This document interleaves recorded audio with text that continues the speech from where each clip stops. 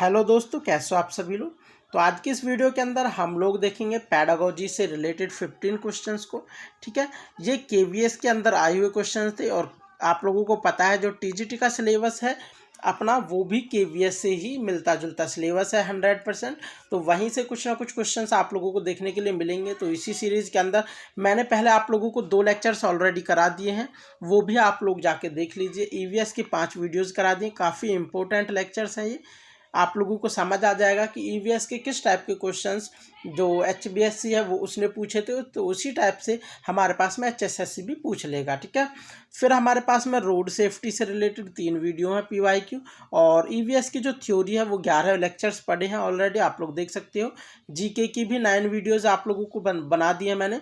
फिर road safety की एक वीडियो के अंदर ही आप लोगों को कंप्लीट वीडियो बना के दी थी, और फिर उसके बाद में आप लोगों को यहाँ पे दिख रहा है ये पैडागोजी की 2 वीडियोज़ ऑलरेडी पढ़ी हैं। ये हमारे पास 3rd वीडियो है, इसके बाद और भी वीडियोज़ आती रहेंगी।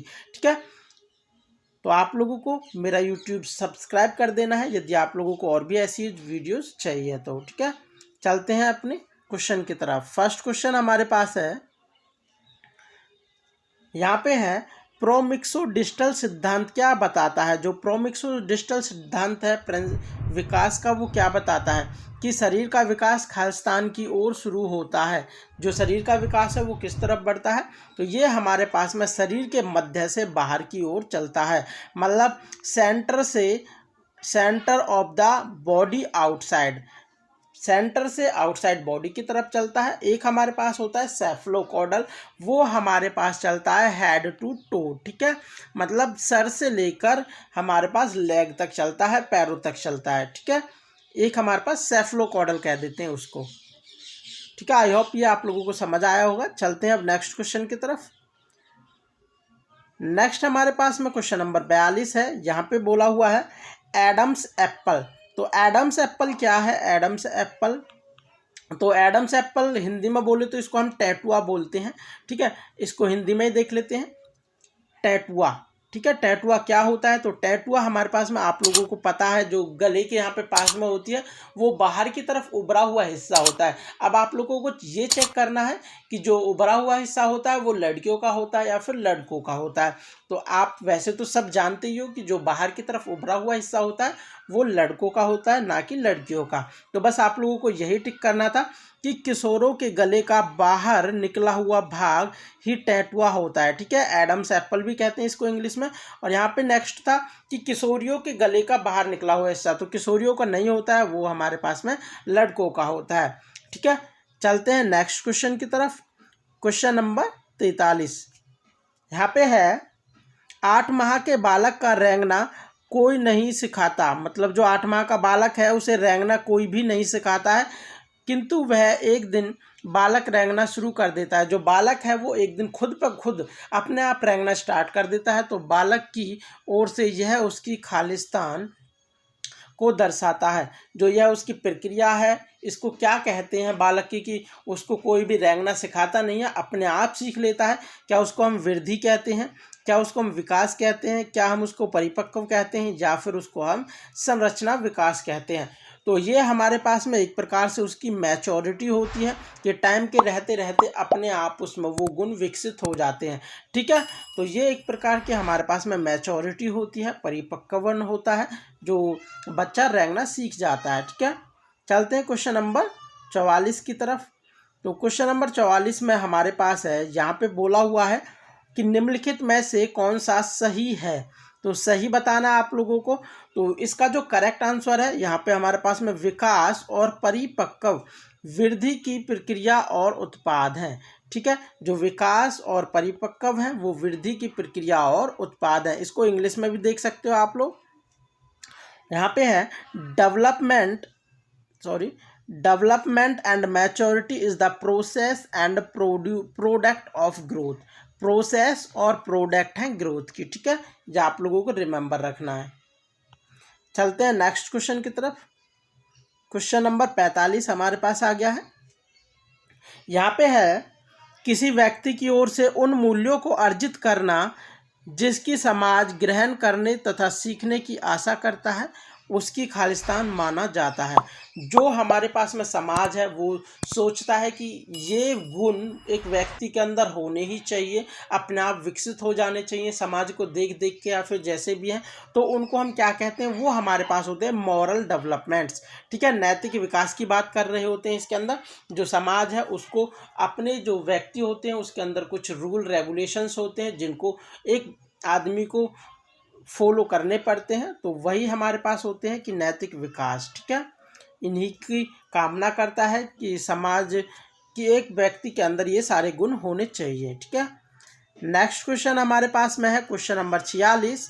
यहाँ पे कहता है in the class 8 mathematics the concept simple interest is taught first and then the concept of compound interest is taught.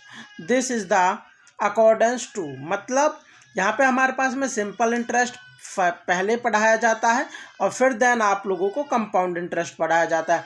तो ये क्या बात है, तो यहाँ पे ऑप्शंस दे रखे हैं, cognitive development of student, physical development, social development दे रखा है, मॉरल डेवलपमेंट दे रखा है। जब पढ़ाई की बात होती है तो आप लोगों को पता है दिमाग से संबंधित होती है, तो दिमाग की बातें कहाँ होती है, कॉग्निटिव डेवलपमेंट के अंदर होती हैं, मतलब संज्ञानात्मक विकास के अंदर की बातें हैं। ठीक है, तो ऑप्शन नंबर फर्स्ट विद्यार्थियों के संज्ञानात्मक विकास। नेक्स्ट हमारे पास क्वेश्चन नंबर 47 है। यहाँ पे हमारे पास दे रखा है मानव शिशु में शरीर की कुल लंबाई की तुलना में सिर का भाग होता है। जो सिर है वो मानव शरीर की कुल लंबाई का कितना होता है, वो हमारे पास में 1/4 भाग होता है। ये आप लोगों को मैंने पहले भी बताया था जो फर्स्ट लेक्चर था वहाँ पे, तो आप लोग देखोगे कि केवीएस के अंदर बहुत सारे क्वेश्चंस रिपीट हुए थे। ठीक है, तो इसी टाइप के क्वेश्चंस आप लोगों को एचएसएससी में भी देखने के लिए मिलेंगे, रिपीटेड क्वेश्चंस। तो नेक्स्ट क्वेश्चन हमारे पास है बच्चा प्रबलन उद्दीपन के प्रति सामान्य उत्तेजना दिखाता है, यह उसके खालिस्तान की निशानी है। मतलब जो बच्चा है वो हमारे पास में general excitement to strong stimulus, जो हमारे पास में स्ट्रॉन्ग उद्दीपन होते हैं उनके प्रति एक प्रकार की सामान्य उत्तेजना दिखाता है। यह उसका क्या दिखाता है, यह उसके एक भावात्मक व्यवहार मतलब इमोशनल बिहेवियर को दर्शाता है। ठीक है, तो चलते हैं नेक्स्ट क्वेश्चन की तरफ। क्वेश्चन नंबर 49 यहाँ पे है किशोरों के संबंध में निम्नलिखित में से कौन सा कथन सही है।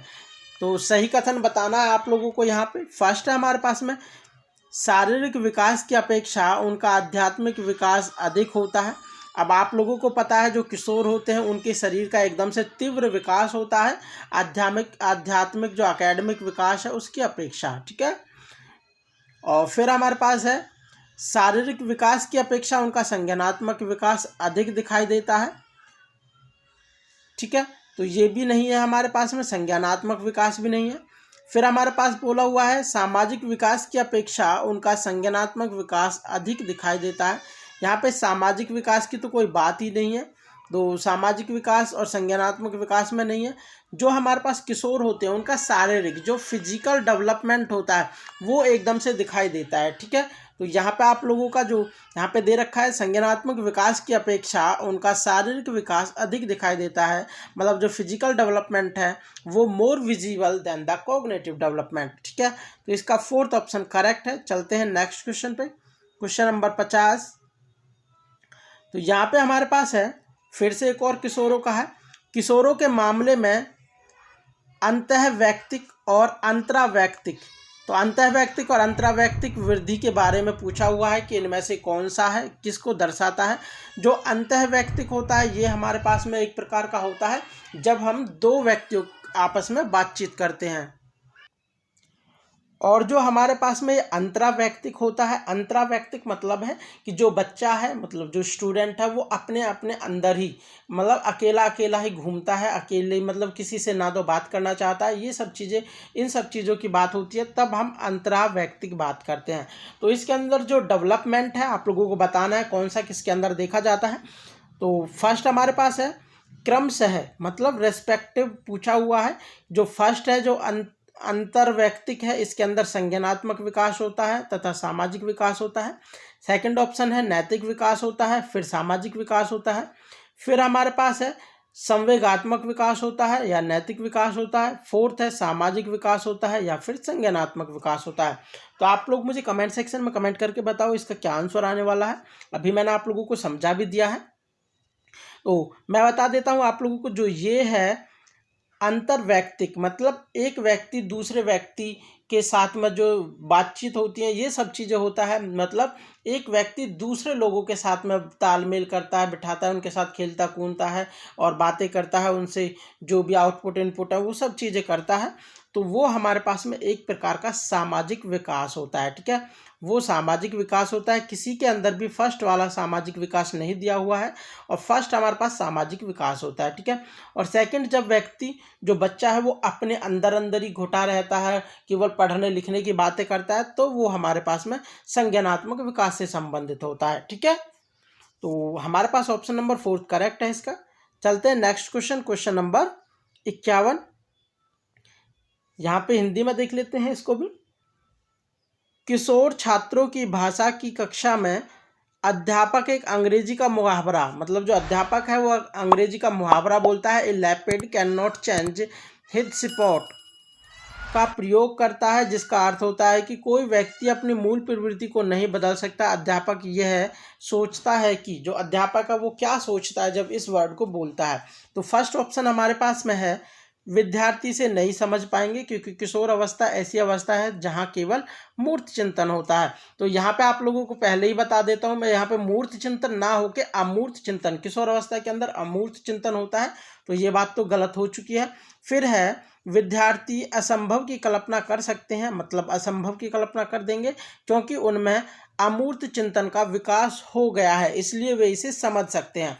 तो आप लोगों को मैंने अभी ऊपर बताया कि उनमें अमूर्त चिंतन ही होता है, ये बात सही है हमारे पास में और करेक्ट भी है, ठीक है। बाकी के ऑप्शंस भी देख लेते हैं। विद्यार्थी इसे समझ सकते हैं क्योंकि इसका अर्थ निकालने के लिए प्रतीकात्मक चिंतन का प्रयोग करते हैं। प्रतीकात्मक चिंतन मतलब यहाँ पे हमारे पास है जो साइन चिंतन होता है, थॉट्स होते हैं, मतलब कुछ इशारे वगैरह करके ये सब चीज़ें बताने से ऐसा नहीं होता है, वो उनके अंदर एक अमूर्त चिंतन होता है, उसके अनुसार ही समझते हैं, ठीक है।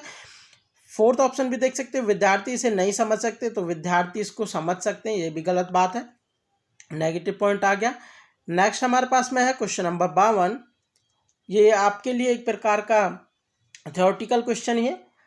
The term society is rooted in the word, मतलब रूटेड है, मतलब किस से जन्मा हुआ है या फिर किसकी जड़ है वर्ड सोसाइटीज, ठीक है। विच इज द, जो हमारे पास में समाज है वह एक सोसाइटी शब्द से बना हुआ है, वो किससे लिया हो गया है हमारे पास में, वो एक लैटिन वर्ड है, ठीक है। तो यहाँ पे लैटिन वर्ड करेक्ट है, फोर्थ ऑप्शन। नेक्स्ट हमारे पास है किसी समुदाय शब्द को साझा मूल्यों और व्यक्तियों द्वारा स्थापित एक समूह के रूप में परिभाषित किया था। तो ये इसे किसने परिभाषित किया था? Who defined the word community as a group established by the man having shared values? जो वैल्यूज को शेयर करने वाली कम्युनिटी के रूप में किसने बताया था? इसको बताया था अरिस्टोटल ने, ठीक है। जो अरस्तु थे, इनको हिंदी में अरस्तु पढ़ते हैं, इंग्लिश में अरिस्टोटल होता है। तो ये हमारे पास में इसके करेक्ट आंसर है, ठीक है। समुदाय शब्द को साझा मूल्यों के लिए जिन्होंने बनाया था, परिभाषित किया था, वो अरस्तु है, ठीक है। नेक्स्ट क्वेश्चन हमारे पास है क्वेश्चन नंबर 54। यहाँ पे है सामाजिकरण के संबंध में निम्नलिखित में से कौन सा कथन सर्वाधिक सही है? सही बताना है सामाजिकरण के संदर्भ में।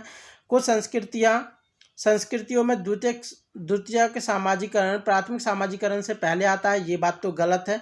और फिर नेक्स्ट क्वेश्चन है प्राथमिक सामाजिकरण और द्वितीयक सामाजिकरण एक दूसरे के समांतर चलते हैं, ये आप लोगों का करेक्ट है। जैसे बच्चा छोटा होता है तो पहले घर में होता है, फिर जैसे ही आप लोगों ने देखा भी होगा तो छोटे बच्चे को ही हम बाहर भी घुमाने ले जाते हैं, तो वहाँ पे भी वो कुछ चीज़ें सीखता रहता है, और जब हम पड़ोस की बात करते हैं तो वहाँ से कुछ चीज़ें सीखता है, तो उसको हम सेकेंडरी सोशलाइजेशन ही कहते हैं।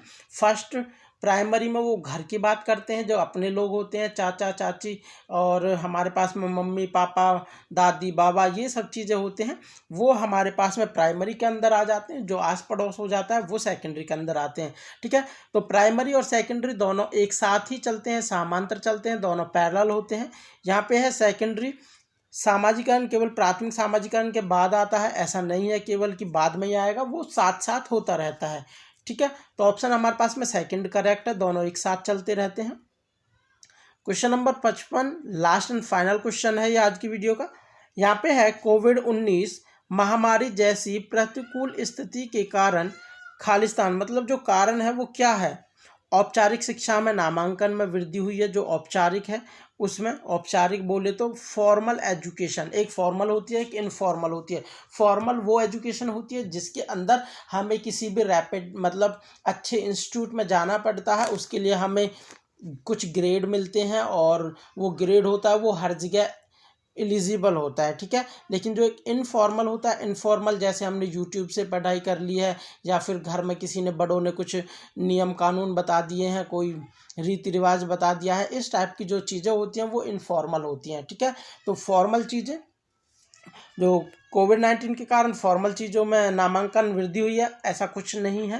ठीक है, यहाँ पे है घर में पढ़ाई करना, होम स्कूलिंग में वृद्धि हुई है, ये आप लोगों का करेक्ट है, जो होम स्कूलिंग है उसमें वृद्धि हुई थी। ठीक है, फिर है अनौपचारिक शिक्षा में नामांकन में गिरावट आई है। तो अनौपचारिक शिक्षा में नामांकन में गिरावट कुछ नहीं आई थी, आप लोगों को पता है यूट्यूब से बहुत ज़्यादा मतलब पढ़ाई होने लगी थी यूट्यूब वगैरह से, ये सब चीज़ें, तो गिरावट की बात कर रहा है, ये गलत बात है हमारे पास में। फिर है प्रतिभा पलायन में वृद्धि हुई थी, जो ब्रेन है इंक्रीज इन ब्रेन ड्रेन, जो ब्रेन की खराबी है, मतलब जो ब्रेन है हमारा वो खराब हो गया था और पलायन हो गए थे, मतलब बेकार हो रहा था, इस चीज़ में वृद्धि हुई है, ऐसा कुछ नहीं है। हमारा ब्रेन अब भी वैसा ही है जैसा पहले था। तो आप लोगों का हमारे पास में जो सेकंड ऑप्शन है घर से पढ़ाई वाला, ये इम्पोर्टेंट था, मतलब यही इसी की जो वृद्धि थी यही हुआ था हमारे पास में। यदि आप लोग मेरे चैनल पर पहली बार आए हो तो चैनल को लाइक कीजिए, वीडियो को लाइक कीजिए, चैनल को सब्सक्राइब कीजिए एंड बेल आइकन दबाना न भूलें, ताकि नेक्स्ट वीडियो आए आप तक तुरंत नोटिफिकेशन पहुंच जाए। Thank you, take care, bye bye.